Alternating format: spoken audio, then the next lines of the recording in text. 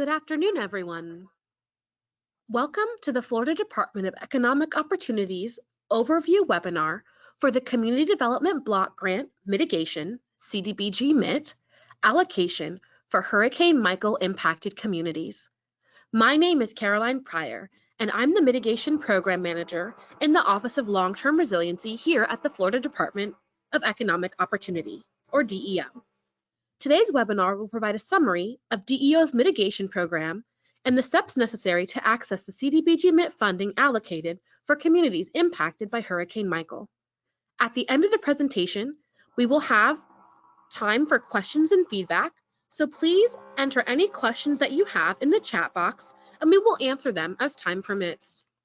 Please also note that the presentation slides and a recording of today's presentation will be posted on the program webpage, which can be accessed at RebuildFlorida.gov.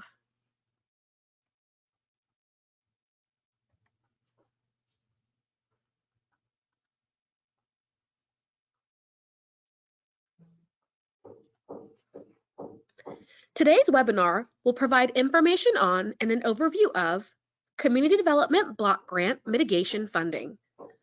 We will begin with a brief overview of DEO's Office of Long-Term Resiliency and discuss the mitigation program's definition and goals.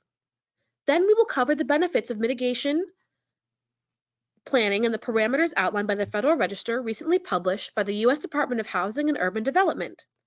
Following the explanation of those guidelines, I will discuss the substantial amendment that must be developed in order to access the funding, including our timeline, the types of projects that align with our funding, and mitigation protocols. After the presentation, our team will take some time to answer any questions you may have. Let's get started. DEO is the official state partner for the U.S. Department of Housing and Urban Development, or HUD. DEO's Office of Long-Term Resiliency within the Division of Community Development supports long-term housing needs, infrastructure, and economic development in Florida communities impacted by disasters. We are currently administering long-term recovery programs for communities impacted by Hurricanes Hermine, Matthew, Irma, and Michael, in addition to our CDBG MIT program.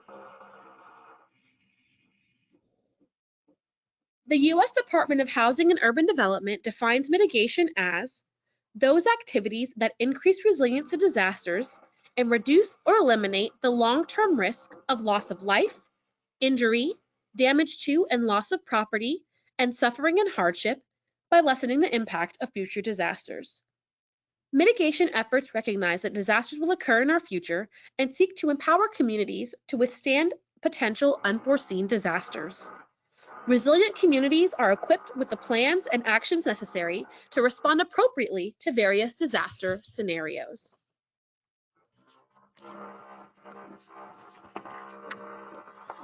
The mitigation program's first funding announcement occurred in 2018 when the state was awarded over $633 million to assist communities who were impacted by storms from 2016 to 2017, Hurricanes Hermine, Matthew, and Irma. 51 Florida counties were deemed eligible for these funds. 1 year later, the Federal Register for this allocation was published, and Florida submitted the State Action Plan in February of 2020. After HUD's approval of the State Action Plan, DEO launched 3 programs: the Rebuild Florida Critical Facility Hardening Program, the Rebuild Florida General Planning Support Program, and the Rebuild Florida Mitigation General Infrastructure Program. In January of this year, HUD announced an additional allocation of over $46 million for communities impacted by 2018 storms. The timeline for the additional allocation is very similar to the initial funding timeline. This slide shows the 4 phases of the timeline for the allocation for Hurricane Michael impacted communities. Phase 1 is substantial amendment development. Phase 2 is program design. Phase 3 is the application cycle. And phase 4 is program implementation. Each phase has tasks listed below it and that DEO will accomplish during the phase. Right now, we are in phase 1, the substantial amendment development phase. We are drafting the substantial amendment, conducting outreach via meetings and an online survey, and will open a public comment period for the substantial amendment. After the public comment period has ended, we will submit the substantial amendment to HUD. Once it has been submitted, the mitigation team will move into phase 2 of the timeline. Throughout the entire life of this program, we will continue to conduct stakeholder outreach activities to help ensure alignment with community needs. The CDBG MIT allocation amount for communities impacted by Hurricane Michael is for over $46 million. According to the guidelines set by the Federal Register, 50% of these funds must be spent in HUD most impacted and distressed or MID areas, and the remaining amount can be spent in state MID areas. At least 50% of these funds must benefit low to moderate income or LMI communities. Half of the grant must be expended in 6 years, and 100% of these funds must be expended in 12 years. This map shows the communities that are eligible for the CDBG MIT allocation for areas that were impacted by Hurricane Michael in 2018. Dark blue counties are HUD MID areas, and light blue counties are state MID areas.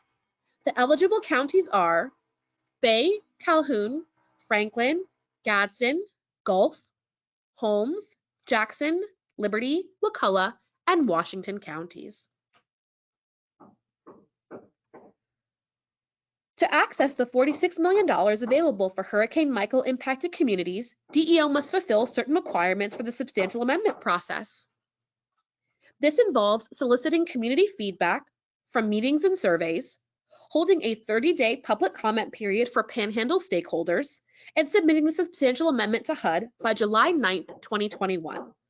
HUD will then have 60 days to review and approve the substantial amendment.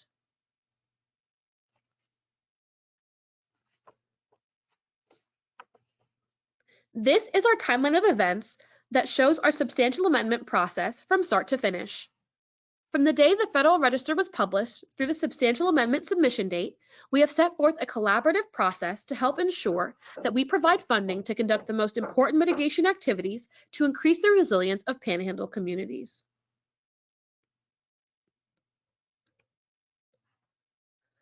The requirements for the substantial amendment include a risk-based needs assessment, and those risks are flooding, tropical cyclones, severe storms, wildfire, and coastal erosion, a community participation strategy, and outlining eligible and ineligible activities. We would like to see projects that include interagency effort and increase the resilience of the 7 community lifelines of risk reduction. A community lifeline enables the continuous operation of critical business and government functions and is essential to human health and safety or economic security. The risk-based mitigation needs assessment addresses current and future risks identified in the most impacted and distressed areas.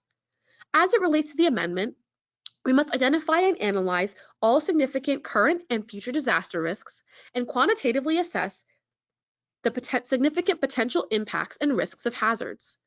We need to support programs that have a clear alignment with the data from the risk-based mitigation needs assessment.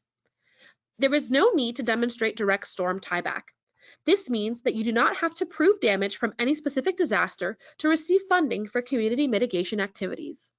The main goal is to minimize current and future disaster impacts based on demonstrated risks and hazards. When we think of a risk-based mitigation needs assessment, we take into account the 7 community lifelines that are essential in reducing the impact of hazards. This slide shows the 7 community lifelines of risk reduction.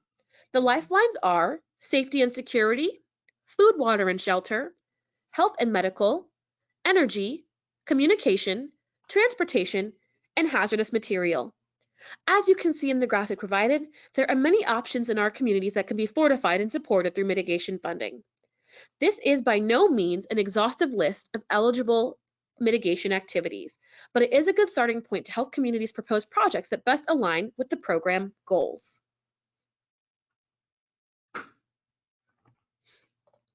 Eligible activities include infrastructure. We would like to see regional investments that will increase resilience in communities. We are also looking for multi-use infrastructure and natural infrastructure development. CDBG MIT funding can also be used as match to help fund other projects. As we evaluate the types of projects to receive funds, we want to promote local and regional partnerships and coordinating and leveraging of funds.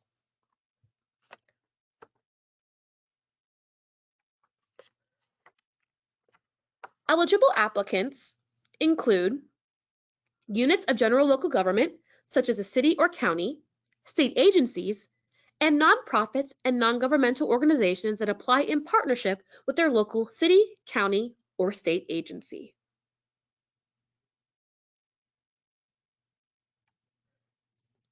This slide shows the activities that are ineligible for CDBG MIT funding. Ineligible activities include funding for buildings used for the general conduct of government and emergency response services. CDBG MIT grant funding also cannot be used for forced mortgage payoff, enlargement of a levee or dam, of a dam or levee beyond its original design, or assistance to private utilities.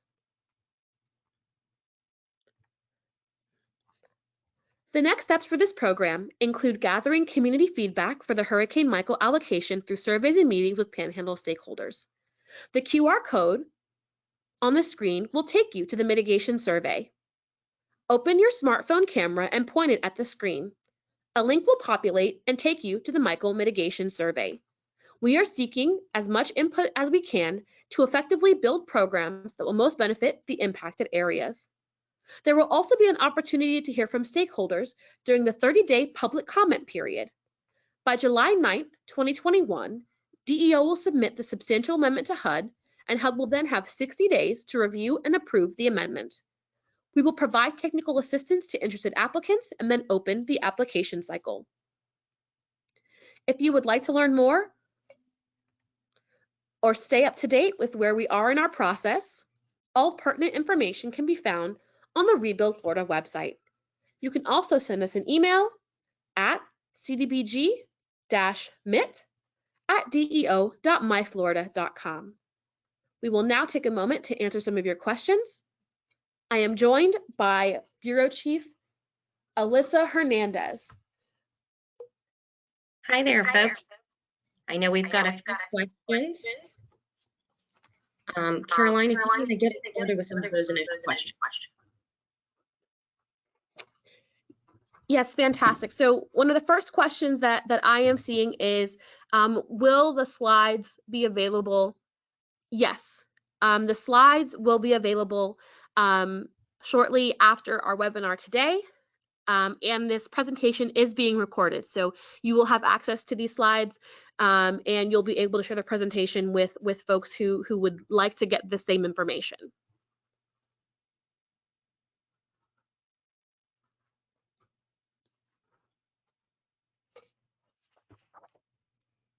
All right, one of the questions that I'm seeing is, can local governments submit more than one application? So we are not at the point in the process now where we have specific guidelines for the program. At that point, when we do have those specific guidelines, we will specify if local governments will be able to submit more than one application. We are at this point, that decision has not yet been made. However, if you have a strong opinion on if we should or should not allow that, you can use that QR code and let us know that in the in our survey. So we're more than happy to take any feedback on that in the survey. All right. So another one of the questions we received, will we get any feedback on any previous applications that have been submitted through the IRMA cycle? And the answer to that is we are more than happy to provide technical assistance. We will do that technical assistance when the application is opened and our guidelines are all set. And during that process, we will we can go over any previous applications that you have set up. I would like to also take a moment just to kind of help clarify that a little bit. So this particular webinar is related only to that 2018 mitigation funding. However, when we do open up the second round of infrastructure for the 2016-2017 storms, yes, definitely we'll be able to provide technical assistance for your communities. All right. Is there a typical award amount? And the short of it is no. What you can do is there's other previous rounds in other parts of the state. We have announced those awards. And so if you would like to get a preview of what we may do for this program, you're welcome to look through those announcements, award announcements, for the types of activities that were selected, and also for how much they were awarded for. So the short answer is no, not necessarily. The range can be pretty wide. Okay. All right. We're so grateful that there are so many questions on here, and so we're going to try to do our best to get to as many as we can. One question I'm seeing is asking if there are specific set amounts per county. No, this will be a competitive application cycle. All right. Can the funds be used to upgrade or enhance water facilities or buildings? So that does, at the face of it, sound like an eligible project. The important part here with all mitigation funds is that you have to have a clear tie to what mitigation, what mitigation needs, right, your community has, and how that project is meeting those needs. You also need to tie to the different hazards and risks that we are trying to protect against. So on the face of it, yes, but it will be incumbent on the applicant to make a very clear presentation of how that project is mitigating against the risks that we have talked about here. Okay. All right. Do you anticipate that planning projects will be one of the eligible activities? We are, again, still too early in the process. What we expect is that the bulk of the funding will go towards infrastructure projects, and planning of those projects, we may be able to do that. If planning is something that is important to you, then that is something that we need to be hearing from you and your partners through this survey. So again, we don't have a specific planning program that we're planning to do with this funding. However, if that is something that is critical for your areas, then we need to know about that so that we can plan this program accordingly.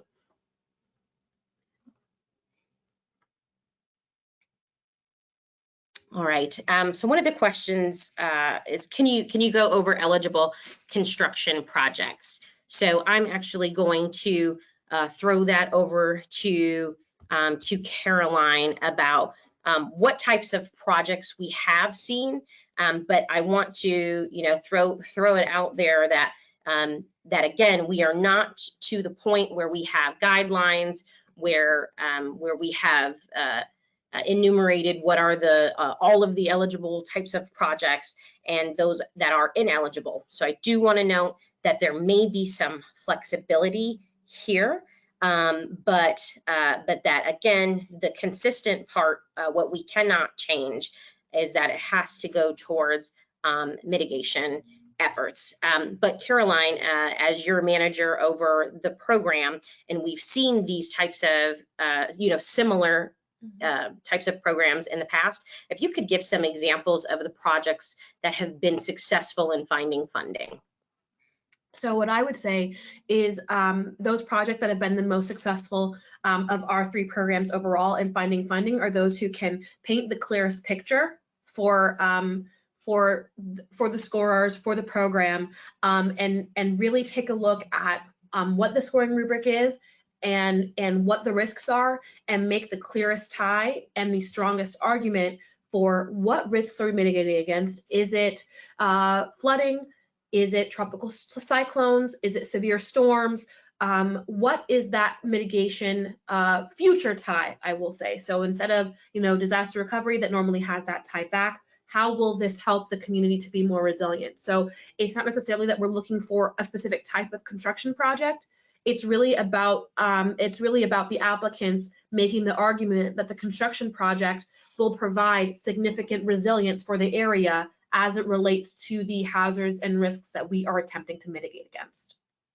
All right, thank you for that. Can you share the risk-based models you expect governments to use when determining critical facility vulnerabilities? That is a really great question. In our guidelines, we will be very specific on on how we're going to be assessing each of the elements in the rubric. So we will tell you exactly what we'll do to assess. And in those guidelines, you'll be able to get a really clear picture on what systems we're using. And again, that happens in the guidelines. And so what we're doing here is we're getting information, and we'll then use that to help us plan to plan the program. Once we have planned the program and we have gotten that official acknowledgement from HUD to go forward, we will go forward with the guidelines where we will be more specific to what systems we're using and what points different parts of the applications will have. So there's a lot of questions right now on the Hurricane Irma side. So this webinar is for Hurricane Michael impacted areas. As we talked about earlier in the presentation, we do not at present time have any information to share about when subsequent rounds of our infrastructure program in the Hurricane Irma side will take place. As soon as that announcement is made, we will get it out to all of our partners. But at this time, that is not the case. We do not have any information to share about when round 2 of our other programs will be open. And for those who are interested in the 2016-2017 round 2 of the infrastructure program, please make sure that you are signed up to be on the mitigation email list. That way you'll be the first to know when that announcement is officially made. You can sign up to be on the mitigation email list on the mitigation website at RebuildFlorida.gov. It's easy to sign up. That way you know exactly when we make announcements and when application cycles open, etc. All right, another question. Are multi-jurisdictional projects eligible? Yes, we don't have any restrictions on multi-jurisdictional projects. And actually, we really like to see multi-jurisdictional projects.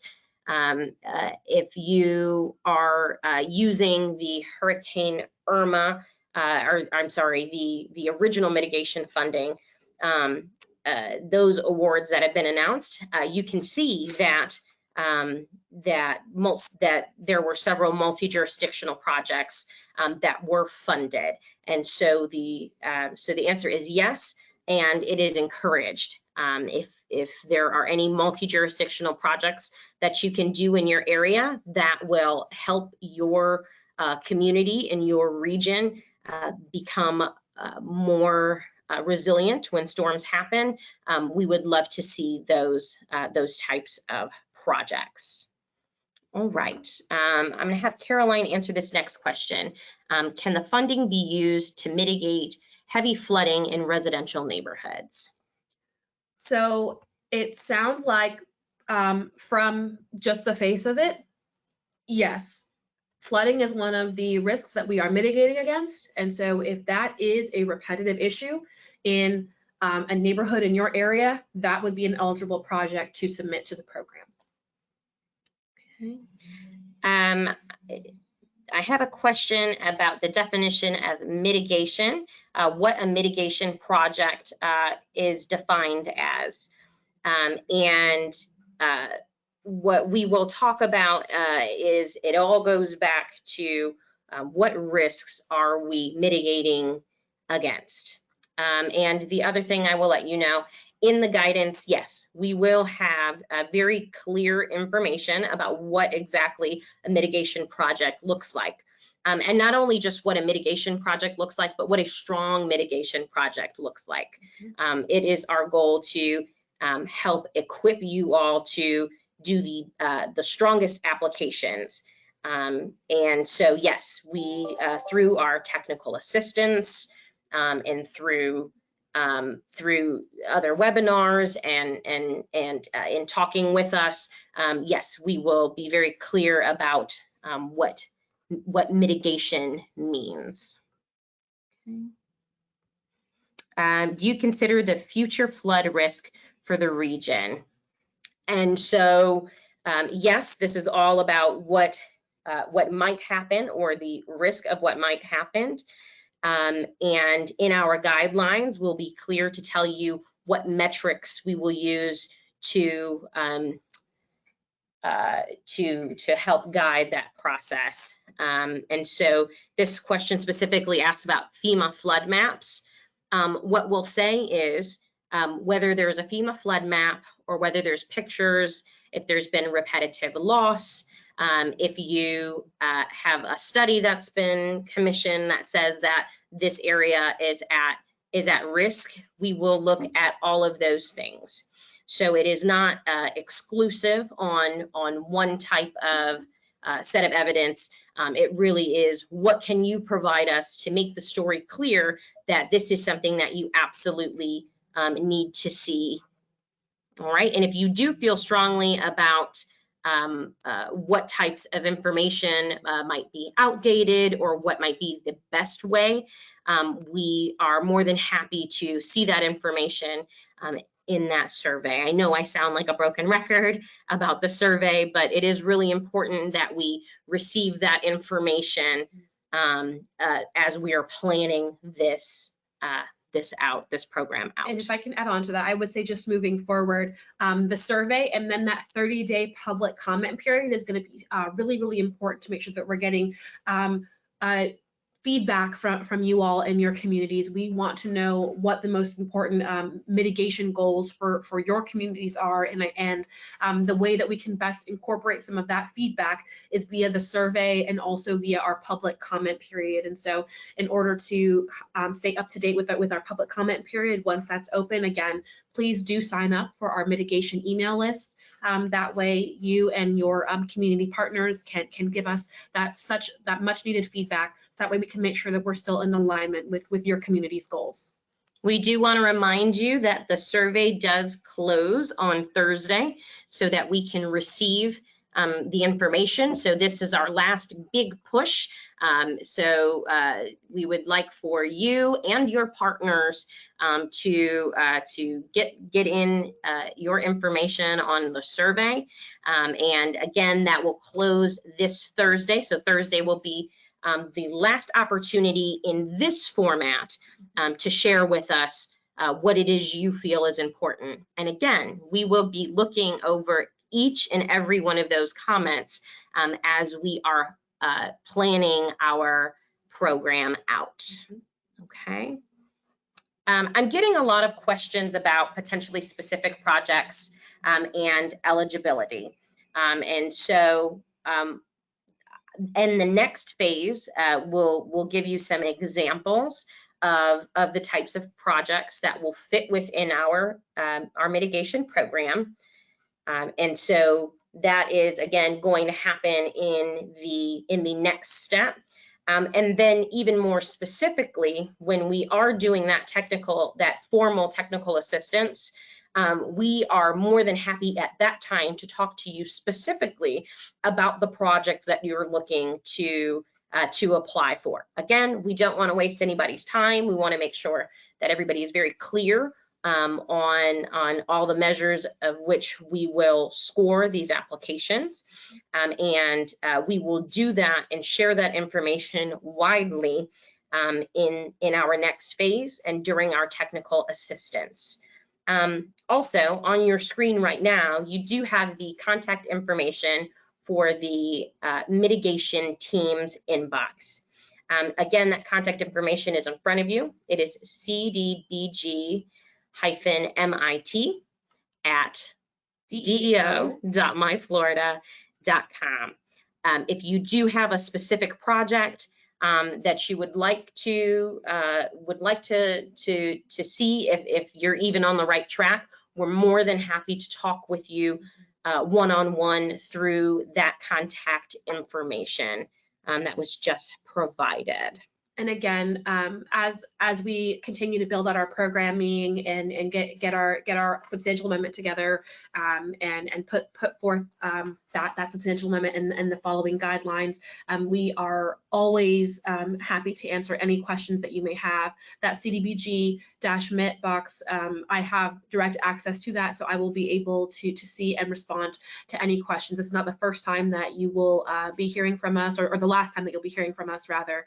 And we really want to make sure that we are supporting you all so that way you can put forth the best applications possible. I have another really good question here. Must these projects be on the county HMGP list? Or I will also add on there your local LMS. The answer is no. It has not been our practice to use those as higher points. And the reason is this funding is unique in that we can be more creative with the types of activities that we're doing. And sometimes that goes beyond the scale of your HMGP. And so in this way, you don't have to already have a project that is planned out and set aside. We are happy to receive those projects, but we're also happy to get these brand new ideas where you can use this unique opportunity for funding in a different way. I also do want to mention, while it is not with the mitigation program, for the Hurricane Michael impacted area, we will be rolling out very shortly here an HMGP match program. If you have any questions about that program, don't hesitate to contact us, but we will be rolling that out soon for those projects that are already in the HMGP pipeline, and we will do that in coordination with our partners at the Division of Emergency Management. All right. We are scrolling through to see if we can grab maybe one or two more questions. In the meantime, Caroline, do we have anything else that we would like to share that might be different about this program or unique about this program? I would say about the mitigation program specifically, it is a long-term program, so we really want to make sure that we are seeing, submitted applications and submitted projects that kind of have that long-term sense about them.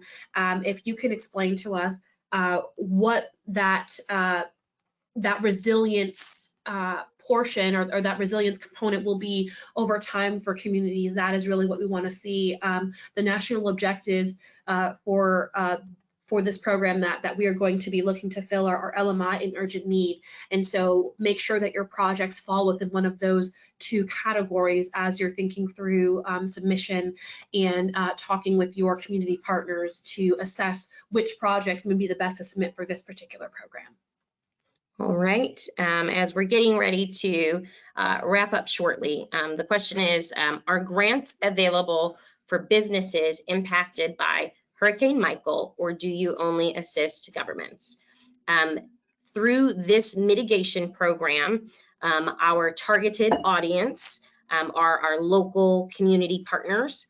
And so those are counties and cities. And so, yes, the goal is to work with those counties and cities for infrastructure related projects. I do encourage you to look at our Rebuild Florida website for any other assistance that might be available for local businesses. Okay. All right, Caroline, as we're closing out, is there anything else you would like folks to know about this program? I would say that for the mitigation program, one of the most important things to know is that we are definitely going to ensure that you all have the most information you can possibly have to put forth the best applications possible. We really are wanting to make sure that we are as communicative and as transparent as possible throughout this process. Your success is our success, and we are really looking forward to assisting the Panhandle community with resilience and working with you all in the future. So thank you all so much for your time today. All right, I know that there is somebody that is struggling to use the QR code. If you navigate from the Rebuild Florida website, it is also on a link to the survey is also available there. If for whatever reason you are still struggling to get that, don't hesitate to email the CDBG-MIT inbox, and we'll be sure to send you a link directly. All right. So if we were not able to get to your questions today, again, if you and any feedback you have, please put that in our survey. If there are questions that you need answers to, we can guide you to the CDBG-MIT inbox, and we'll be happy to answer whatever it is that we can answer at the time. And I do want to let you know that, again, once our program is in the program design phase, when we are building that out, in those guidelines, we will provide all of that information and make that available for you. We don't want you all to guess, and so we will make sure that we have very strong guidelines for your use. I want to personally thank each and every one of you who are still on this presentation today. I know that it was not easy switching over from one survey link to another. I know that the time was not helpful either, and us having construction in the building. We thank you all so very much for your flexibility. It means so much to us that so many of you made sure that you were on to hear what we have to say this afternoon. We are so excited for this funding. This is something that we had requested long ago. We were denied, and then just this past January, we were told we can indeed do projects for the Panhandle. We know how difficult it has been. I have personally visited the area several times through some other programs that are under my jurisdiction. And I just want to thank you all and for the work that you've done. It is not lost on me how difficult it is to navigate some of these funding options. I do want to let you know we will do everything that we can to make this process as painless as possible and to work as quickly as we possibly can to get good money out to your communities. And so with that, I want to thank Caroline for not skipping a beat through all of this, and I want to thank the mitigation team who will be on standby to answer all of your questions and specific comments. With that, we will call it a presentation. Thank you all so much again for your attentiveness this afternoon. Have a great week. Bye-bye.